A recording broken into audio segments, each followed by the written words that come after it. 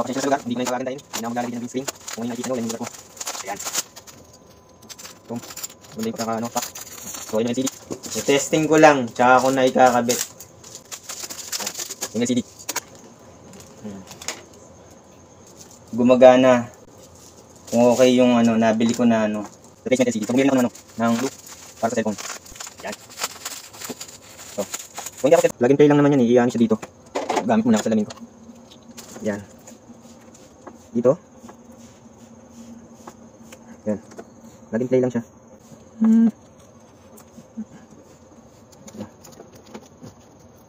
Tapos ibalik natin itong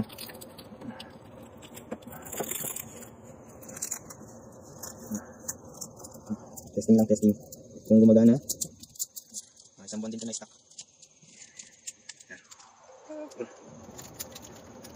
Ito yung connector ng ng battery. Ayan. Huwag lang sana nasira. Baka lobat eh.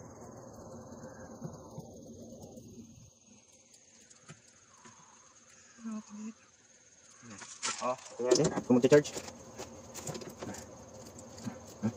Sorry.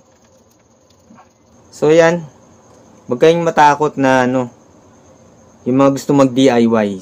So ito yung para sa malakas lang yung loob. O yan, gumana yung nabili ko sa Shopee. Kailangan nyo itong glue kasi pang dikit dito. Charging 29.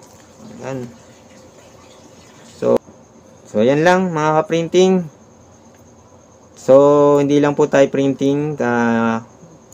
Magbablog din po tayo ng ibang mga gadget, mga computer, computer, yan. Basta tungkol sa computer, tungkol sa printing, tungkol sa mga printer, sa ibang mga tools na ginagamit sa digital printing. Yan. Kahit mga gadget. So, yan o. Maraming salamat mga ka-printing. Yan. Working yung yung binili ko nito, tumagal na 1 buwan. Ang naging problema, nabagsak nila sunyang, nabasag.